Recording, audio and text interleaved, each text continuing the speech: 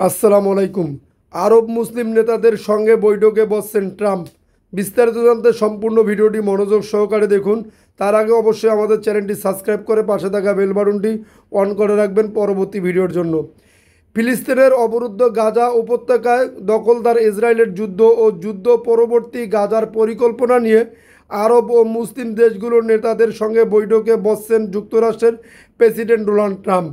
আজ মঙ্গলবার 23 সেপ্টেম্বর মুসলিম নেতাদের সঙ্গে সরাসরি কথা হবে তার।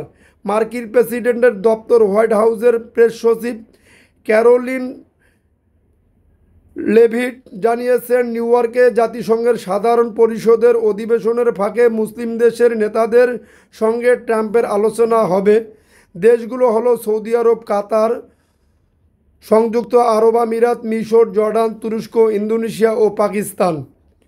সংবাদ মাধ্যম এক্সিওস এবং চ্যানেল 12কে আরব ও ইসরায়েলি কয়েকটি সূত্র জানিয়েছে, ভবিষ্যতে গাজা থেকে কিভাবে ইসরায়েলি সেনাদের প্রত্যাহার করা হবে, গাজার আইনশৃঙ্খলা রক্ষায় মুসলিম নেতাদের সেনা পাঠানো নিয়ে তার চাওয়া এবং কিভাবে গাজা পুনর্গঠন এবং এর অর্থ আসবে সেগুলো নিয়ে ট্রাম্প আলোচনা করতে পারেন। ইন্দোনেশিয়ার প্রেসিডেন্ট প্রাবো সুবিয়ান্তো গতকাল সোমবার ফ্রান্স ও সৌদির আয়োজিত সম্মেলনে বলেছিলেন, গাজায় তার দেশ শান্তিরক্ষী পাঠাতে প্রস্তুত আছে।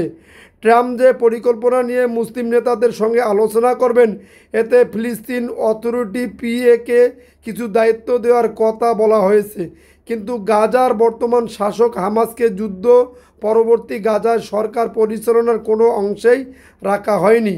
সংবাদ মাধ্যম এক্সিওস জানিয়েছে, এ পরিকল্পনা সম্পর্কে ইসরায়েলি প্রধানমন্ত্রী বেঞ্জামিন নেতানিয়াহুকে অবহিত করা হয়েছে, যদিও ইসরায়েল আগে জানিয়েছিল ফিলিস্তিন অথরিটিকেও গাজার কোনো দায়িত্বে তারা চায় না।